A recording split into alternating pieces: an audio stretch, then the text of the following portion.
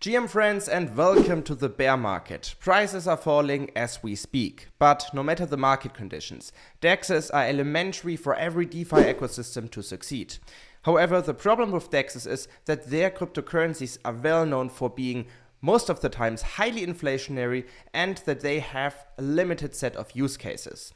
In today's episode, we will look at Crescent, Osmosis, and Sifchain. We will elaborate what their tokens are good for, we will make a deep dive into their tokenomics, and we will elaborate if it makes sense to hold these kinds of tokens during a bear market. So make sure to watch this episode to the very end. 3, 2, 1. Here we go!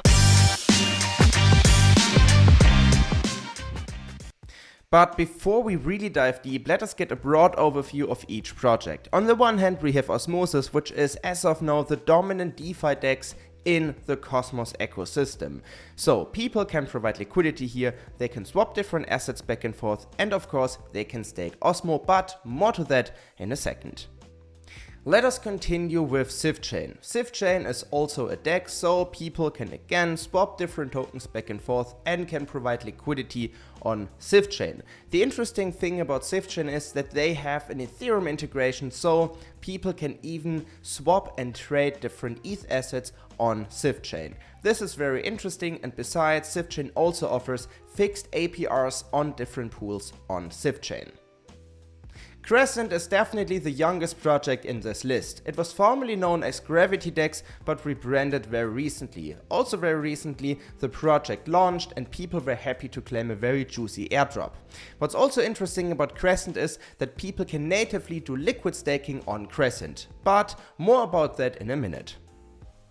But now let us have a closer look at how active these zones are or how well connected they are. As you can see here, Osmosis is the most active zone regarding IBC transfers. As you can see here, Osmosis is connected to basically every asset or to every chain in the interchain except Crescent and Kronos. But also Sifchain is pretty big. Sifchain is actually the 7th largest zones regarding IBC transfers. And as you can see here, it also supports a bunch of assets, but in comparison a little bit less to Osmosis. For example, Sifchain does not support Desmos, they don't support XLA and some others, but all in all, Sifchain is indeed a very active zone. Last but not least, let us talk about Crescent. Crescent is, in comparison to Osmosis and Sifchain, significantly less active, so there are less IBC transfers taking place. Besides, Crescent is also less connected to the rest of the interchain. As of now, Crescent is just connected with FMOS, UMI, the Cosmos Hub, Juno, Terra, the Gravity Bridge, Asset Mantle, and XLA. But of course, Terra basically went down, so I think Terra is not that important anymore. But of course, it's also part of the truth that Crescent is much younger than Osmosis and Sifchain. But to really elaborate how big the buy pressure for each token could potentially become, we also have to understand their use cases. So, what can I do with the token? I will compare all of these 3 tokens with each other because their use cases are pretty much the same. With all of these 3 tokens, people can vote on governance proposals. When holding Osmo, or when holding ROWAN, or when holding CRE, you can vote on different governance proposals or can even propose one. Another important use case for all of these 3 tokens are fees. Because if you want to use Osmosis, for example, you need to pay a gas fee in Osmo. And of course, the more people use the protocol, the more fees are being generated and the bigger the demand for the token will be, because more people want to use the protocol and therefore have to pay fees. The third big use case for all of these 3 tokens is of course staking, because Crescent, Sifchain and Osmosis are all their own chain. And they are all using proof of stake. When staking your ROWANs, for example, you help secure the chain and get rewarded for it in the native cryptocurrency, which is in this case ROWAN of course. And if you want to put your tokens to work, check out us, check out FRENS VALIDATOR, the link to our website is in the description below. Another very effective way to put your tokens to work is of course liquidity providing. You can provide liquidity for different token pairs, for example on Sifchain, on Crescent, but also on Osmosis of course. And the interesting thing is that you can also provide liquidity with Osmo, CRE and ROWAN, and this is how you can earn an extra yield on your tokens.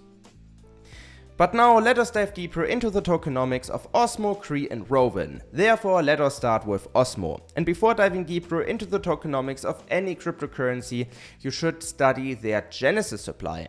The genesis supply is basically the initial supply after the blockchain has launched. And as you can see here, 50% of the genesis supply were being used for the airdrop. People who were eligible for the airdrop basically got free OSMO, and 50% of the genesis supply were being used to finance the airdrop. The other 50% went into the strategic reserve. The strategic reserve is being used to fund different initiatives and different developments that are beneficial for the Osmosis ecosystem. But of course, Osmosis as of now has a high inflation. We will dive deeper into that in a minute. But more and more tokens are being issued over time, and they are issued and distributed as follows. 25% of all newly issued tokens are going to staking rewards. This is how Osmosis wants to incentivize people to stake their Osmo.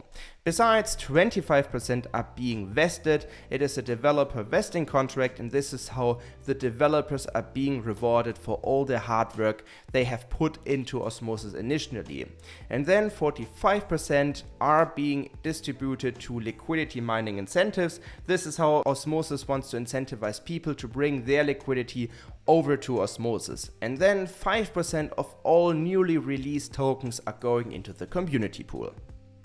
The initial supply of Osmo was 100 million tokens, and especially in the first couple of months, Osmosis was highly inflationary with inflation rates far above 100%.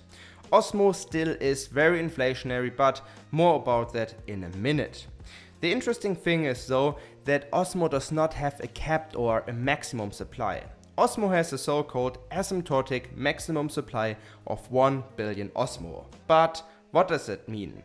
This means that the inflation rate will be reduced regularly by a third every year, so that the maximum supply aims toward 1 billion but will never touch it. You can also see this here in the chart. The inflation rate decreases regularly year by year by year, but a total supply of 1 billion Osmo will never be touched. Speaking of inflation, as already mentioned, Osmo still has kind of a high inflation rate of 75.93%. And the interesting thing is that many people are bonding the token, so they are staking it, they're not on the market. So 141 million tokens of the 395 million tokens are bonded or being staked, better said. And most of the other Osmos are most likely being used to provide liquidity on Osmo or are being vested. But as you can see here, the staking APR is 53%, which means that the staking APR is actually lower than the current inflation rate. ROWAN's distribution and genesis supply is way more complex compared to Osmo, because there was no airdrop and also the genesis supply was not divided in half. No, there were a couple of public sales and private sales, so people actually needed to buy ROWAN in order to get it. So no, there was no airdrop. And it's very interesting because as you can see here, the first round was a seed round. 4% of the genesis supply was handed out during this seed round, and ROWAN, or Sifchain better said, was able to raise $250,000. This led to a fully diluted market cap of $6.25 million, and the token price back then was at $0.0125. And then there were a couple of other rounds, a private R1 round, a private round 2, and then also the team got an allocation of around 10%, so 100 million ROWANs were handed out to the team, and also the team reserve got a nice allocation of 24% of the genesis supply. But again, as you can see here, there was no chance for retailers to basically get the ROWAN token in form of an airdrop. Everything was very private and closed. But now let us have a closer look at the current tokenomics. So what is the market cap, what is the circulating supply, and what does the fully diluted valuation look like? Let us look at the market cap first. As of now, ROWAN has a market cap of above $11 million, and in total there is a circulating supply of 1.5 billion ROWAN tokens. And interesting is that the fully diluted valuation is $15.6 million, and we can expect a total supply of 2 billion tokens, so we now can conclude that there will be another 500 million ROWANs entering the market soon. Speaking of entering the market, also ROWAN has an inflation rate, but the inflation rate is kind of decent. The current inflation rate of ROWAN is 43.74%, which is of course much lower compared to the inflation rate of Osmosis. And besides, 539 million of the 2 billion tokens are being bonded, so not that many tokens are actually being staked. And this is also pretty interesting because this is also why ROWAN's staking APR is kind of high right now. The current staking APR of ROWAN is 171%, which means that the staking APR is higher compared to the inflation, which is of course very attractive for people who want to stake ROWAN. And if you want to get a really deep understanding of ROWAN's tokenomics, check out the link in the description below. The link will lead you to this document, and this document gives you the opportunity to dive very deep into ROWAN's tokenomics. Crescent did it very similar to Osmosis, because also here the initial supply was divided between 50% for the airdrop and 50% for the strategic reserve. Many people were able to claim a very juicy airdrop in form of CRE. And the interesting thing is that CRE had an initial supply of 200 millions, and again the supply was split in half. But of course, also Crescent will issue more and more CRE tokens over time, and after 10 years have passed, the distribution will look as follows. 530 million CRE will be used for ecosystem incentives, so that more and more people are being incentivized to use the Crescent blockchain. Besides, 200 million CRE will go to the team, another 20 million CRE will go to a community fund, 50 million CRE will be used for staking rewards, so that more and more people are being incentivized to stake CRE. And the strategic reserve and airdrop allocation stays the same.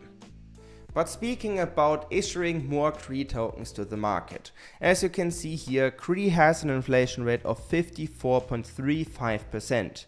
But also, like in the case of Osmosis, the staking APR is much lower than the inflation rate. As of now, the staking APR of CRE is 35% and the inflation rate is above these 35%. But now let us have a closer look at the liquidity and the volume of Crescent, Sifchain and Osmosis. The liquidity and volume of a DEX are crucial to consider when deciding which one you want to use.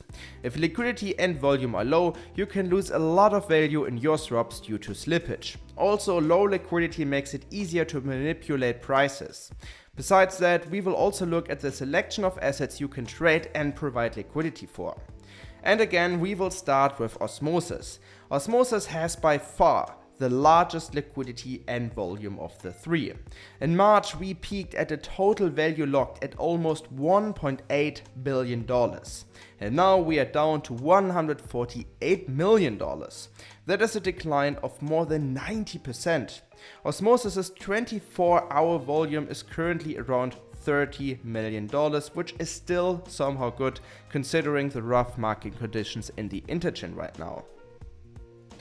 As of now, Osmosis has the largest selection of assets tradable. That is every native asset of all the chains Osmosis has an IBC connection to. And as already mentioned, there are a lot of chains that Osmosis has an IBC connection to. Consequently, there are a lot of different pools on Osmosis where you can provide liquidity to and where you can earn rewards from. So this is very cool. And I really want to highlight the wrapped ETH Osmo, the DAI Osmo, the wrapped BTC Osmo and the USDC Osmo pool because they are very new. They were introduced due to the very recent Axelar collaboration, because now it's possible for people to bridge their ERC20 tokens, for example, to Osmosis, which is very cool.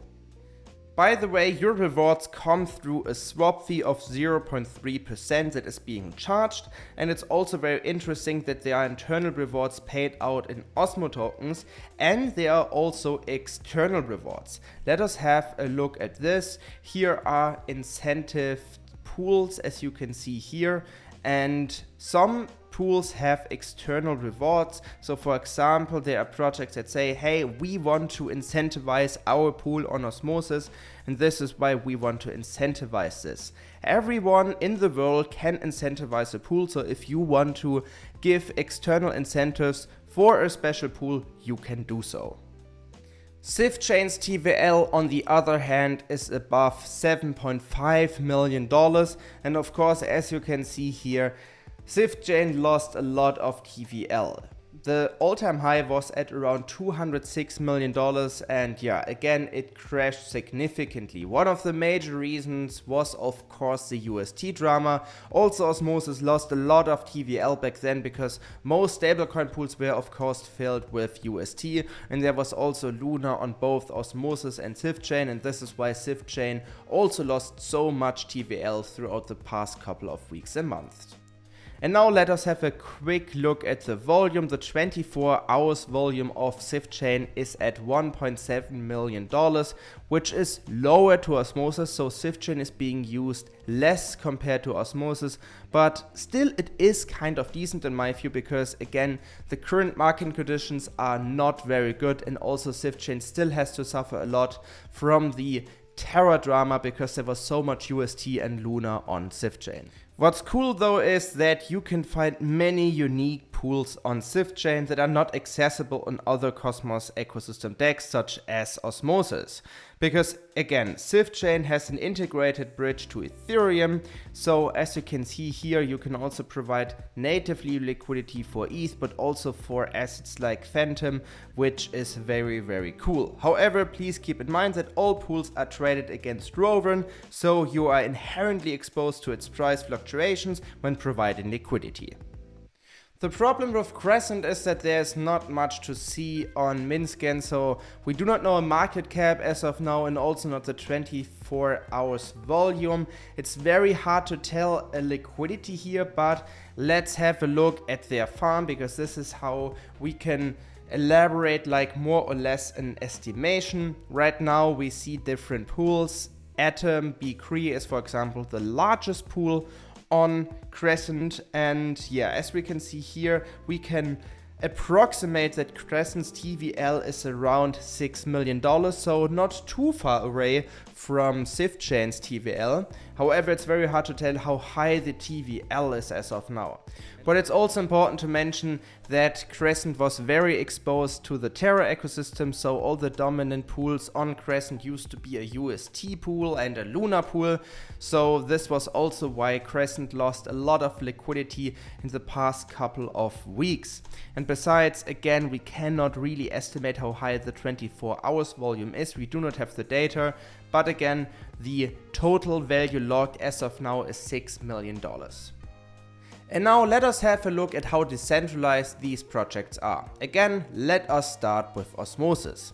As you can see here, Osmosis supports up to 135 validators that can join the active set, which is pretty cool because that is very decentralized in terms of Cosmos chains actually. And also now let us have a closer look at the cumulative share of these projects. As you can see here, the top 10 validators have a cumulative share of 41%, which is kind of centralized. And also you can see here that Cosmos Station has a very, very high, a very big voting power of above 10%, which is of course not that ideal, but still I'm pretty confident that this will change over time, that everything will become more decentralized. But yeah, as you can see here, it is still kind of centralized, but in terms of Cosmos chains, I can guarantee you that this is pretty much decentralized because we have 135 validators in the active set, and the top 10 validators do not have a cumulative share of above 50%. But now let us have a look at Sifchain.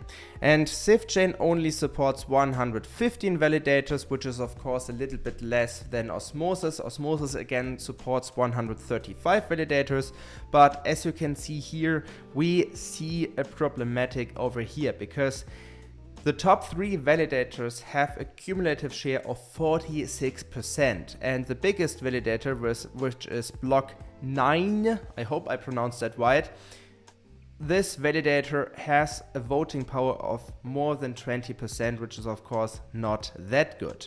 And as you can see here, the top 4 validators have more than 52% of voting power, which is not very ideal. So Sifchain has a little bit less validator, and the voting power is very centralized among the top 4 validators, but I think we see the case here again is that I'm pretty confident that this will change over time and that the people will redelegate to different validators over time so that the project can become more decentralized. Last but not least, let us talk about Crescent. And Crescent is, I have to say it like this, way more centralized than Sifchain and Osmosis, because Crescent as of now just has 50 validator, or just supports 50 validators, which is of course not that ideal. And what I also find a little bit strange is that you basically see a very nice distribution among the top 10 validators. No, sorry, among the top 11 validators you have 9.7% here, and the 11th validator has 8.24%. But then you see a huge drop off to 1.36% and so on and so forth. So everything is highly centralized among the top 11 validators, and the other validators do not have that much voting power. So yeah, as you can see here as well, the top 6 validators together have more than 50% of voting power, which is of course not that ideal, but I also hope that this will change at Crescent as well, so that the project becomes more decentralized.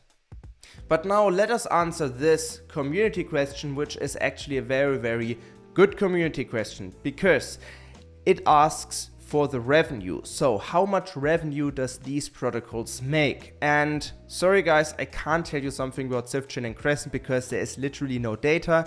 If you know a website where I can find this data, please comment in the comment section below. It was very hard to find something, but at Token Terminal I found some data for Osmosis, and actually Osmosis makes a lot of revenue.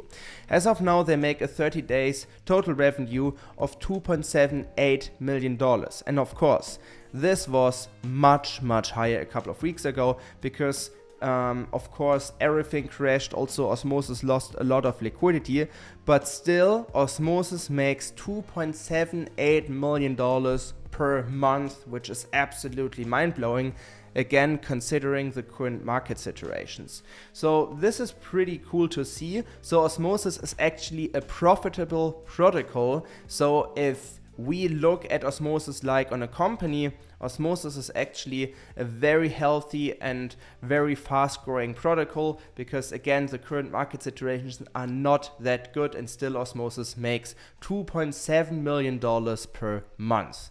Mind-blowing. But now let us bring everything together. I just mentioned it, Osmosis is, compared to Sifchain and Crescent, the most decentralized protocol. It also has the second lowest inflation rate and the second highest APR. Also, Osmosis has the highest volume and the highest TVL, making Osmosis, in my view, the most established protocol amongst the 2 other protocols. I have to say that Sifchain is also stronger than most people may believe, because Sifchain, or ROWAN better said, has the lowest inflation rate, the highest APR, and the second highest volume and the second highest TVL, making Sifchain for me the second most established DEX in the interchain. I think Sifchain still has to work on some things, for example to make their protocol a little bit more decentralized, but still I think that Sifchain is on a very good way. And then we have Crescent. Crescent is again the youngest protocol of them all, and I really feel bad for them because they just launched and then the Terra drama took place, so they really suffered from that.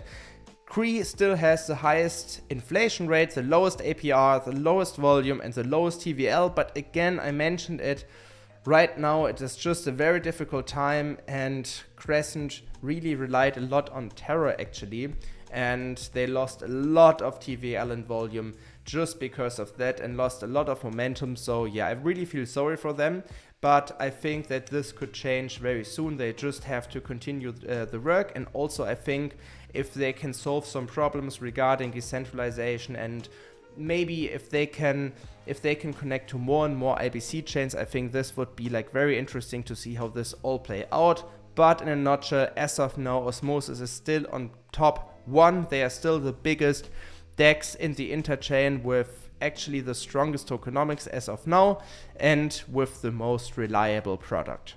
As you can see, every token has its advantages and disadvantages. For me, it feels like that Osmosis is the most established protocol with the most established tokenomics. However, please also note that Osmo has a very high inflation rate right now. As of now, the inflation rate is higher than the staking APR, which is not ideal in a bear market.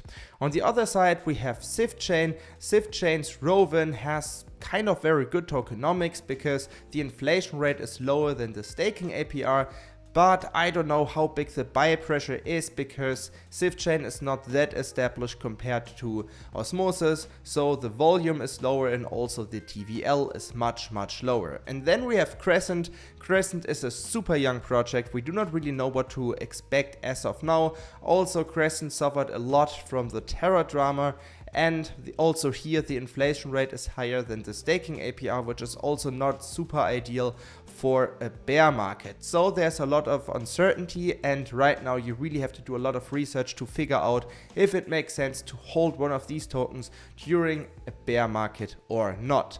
But again, for me it feels like that Osmo is the most established solution. But now let us know what you think. Comment in the comment section below, and also please let us know which token we should cover next. And with that being said, I hope I will see you on Friday.